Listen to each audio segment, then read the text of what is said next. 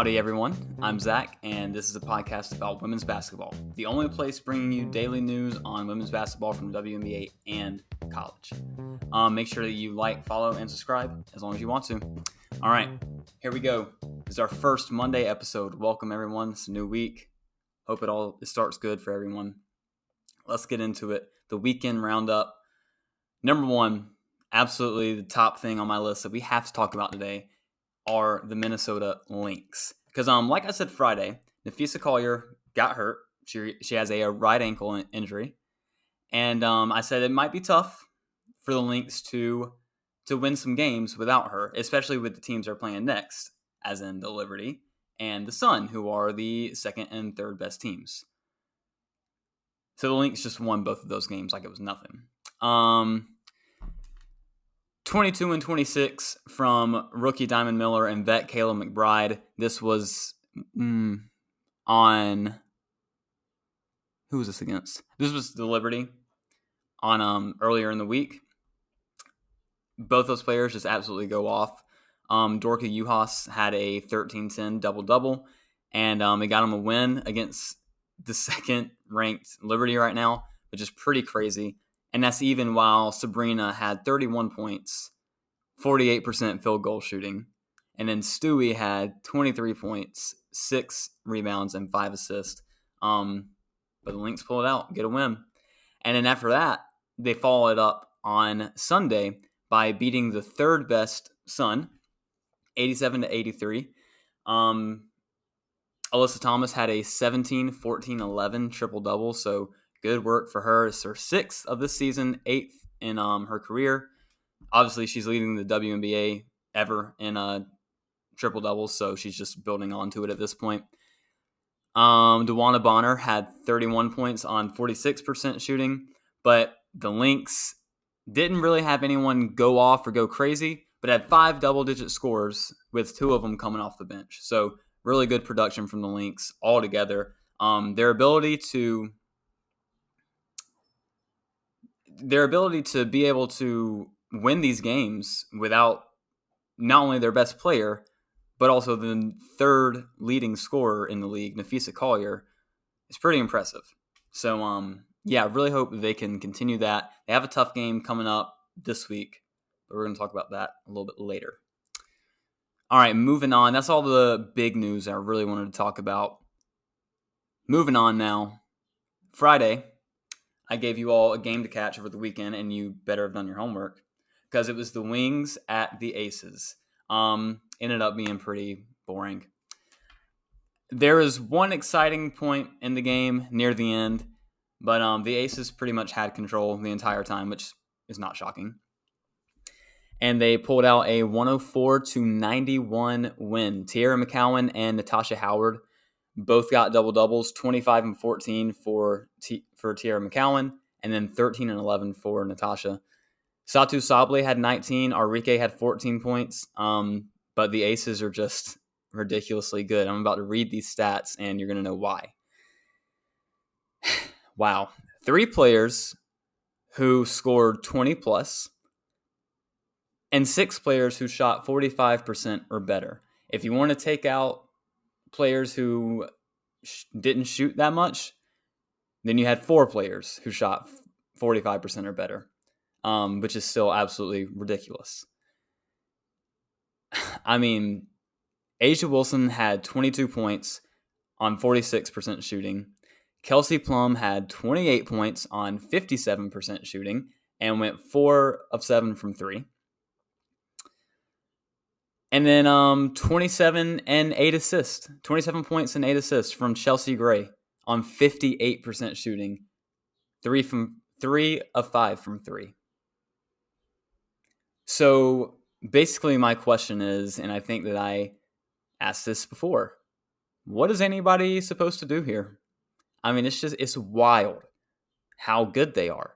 They can do anything they want on the court. They can get any basket they want, whether it's in the paint with Asia Wilson or Kia Stokes, or if it's out in the mid-range, or if it's a 3. This team is unstoppable. They can stop you defensively when they need it. And that's what won them the game yesterday. They got stops without fouling. it's just a historic season so far for them. And I'm excited to see it continue. I really want them to win the finals because I obviously want Asia Wilson to have a case to be the best basketball player ever, to be the GOAT. And she's done a lot so far. And this is just a step to keep getting there. So, yeah, let's keep doing it, Aces. It's really fun to watch. To be able to watch their teamwork and just how everyone is unselfish. Nobody cares about getting their numbers. Nobody cares about if they're getting their shots. They just want to win the game and win the championship. And it's showing on this team. It's so much fun to watch. Yeah. Now, let's look at the standings real quick. I do want to dive into that because we are on week 10 out of 16 so far in the WNBA. So we're getting closer to the playoffs. We still have a little bit of time, about a month left before we start, but we are inching closer and closer that way. So let's just go from top down. Obviously, number one, we've got the Aces. They are 23-2, absolutely killing it. Haven't missed a beat all season. Both of their losses are not back-to-backs, but after playing the same team for the second time.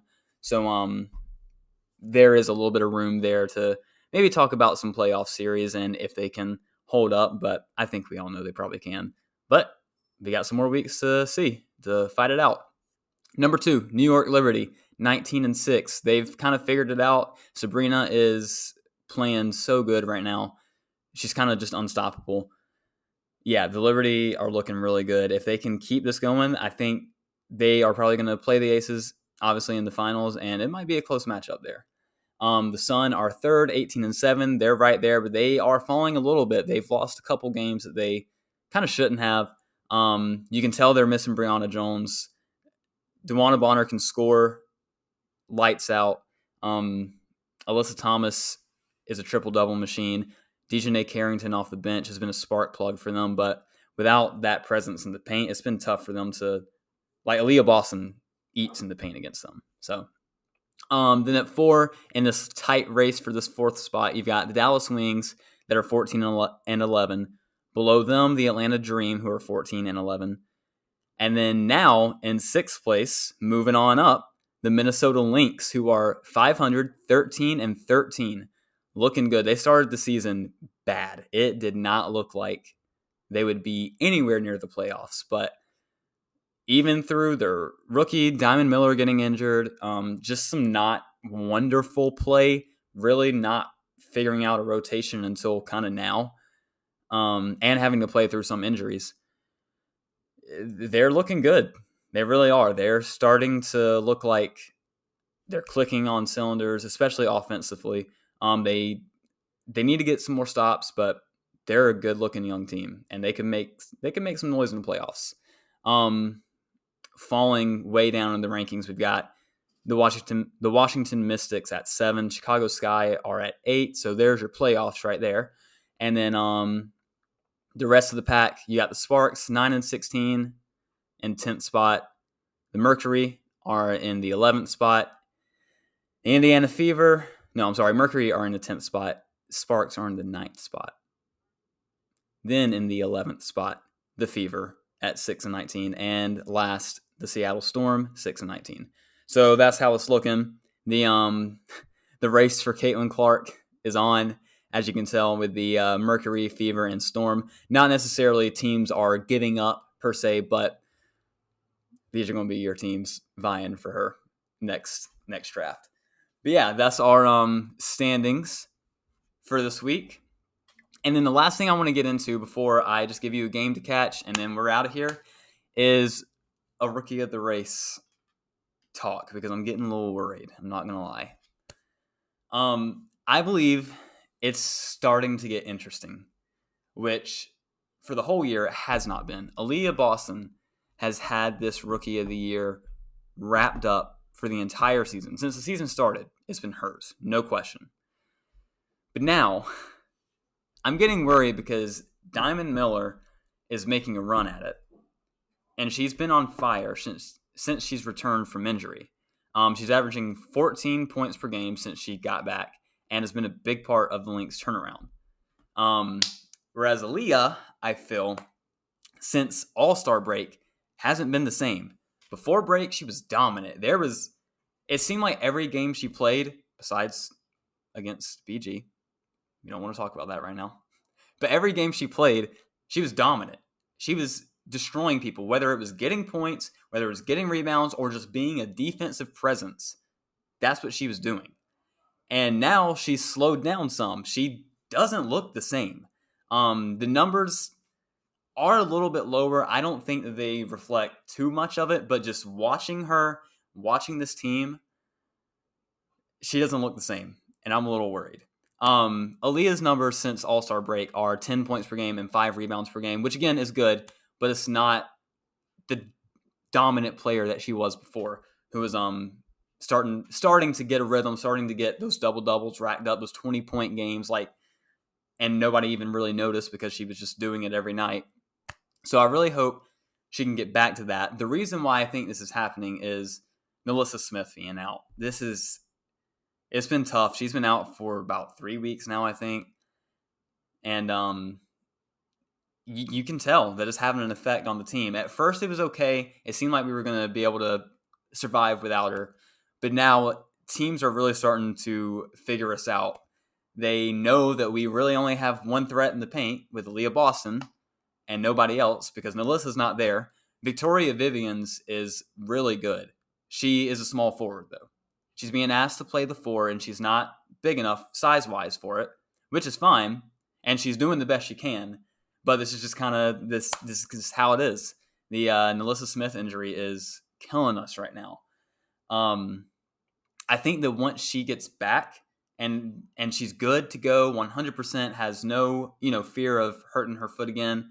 Hopefully we'll pick it back up. But yeah, until then, I'm getting a little worried. Maybe I'm just making it up. Maybe I'm just being crazy. But I do believe, I really do, that if this keeps happening, if Aaliyah continues to play at this pace and not her dominant pace, she could lose it to Diamond Miller, especially if the Lynx make the playoffs, which, hello, they are in 6th place now. And that just can't happen. I cannot have Aaliyah Boston lose this Rookie of the Year. Sorry. I need Gamecocks to have the whole spotlight in women's basketball. That's just how it is.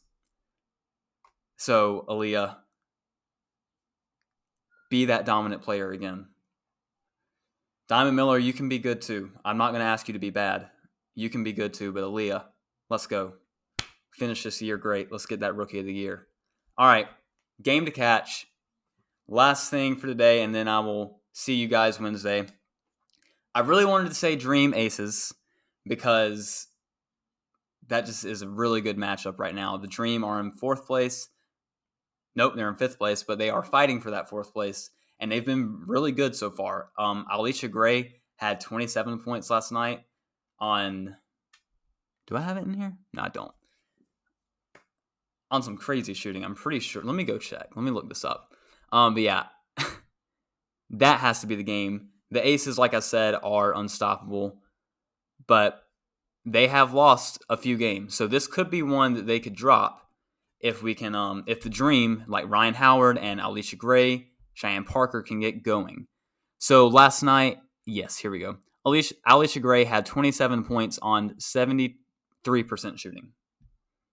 So, if that happens again, and if Ryan Howard can do the same thing, the Dream might give the Aces a run here and could possibly give them that 3rd loss. But sadly, that is not what I went with because I had to say Lynx Sun. I mean, right now the Lynx are on this road trip. Beat New York in New York. Beat the Sun in Connecticut. They've got the Sun in Connecticut one more time. I want to see if they can finish off this road trip 3-0 without Nafisa Collier, which would not only be extremely impressive, but I feel like you would have to start thinking about them as could they make noise to get into that 4th spot and maybe make some noise in the playoffs. So, Lynx Sun. I believe that is Tuesday night at 7 o'clock. I'm not sure what channel. I couldn't see it earlier. But yeah, that is your game to catch for the early week. Closing it up here. Thank you for being here, and thank you for being you. Glad you could join me. Again, I'm Zach, and this is a podcast about women's basketball. I'll see you Wednesday.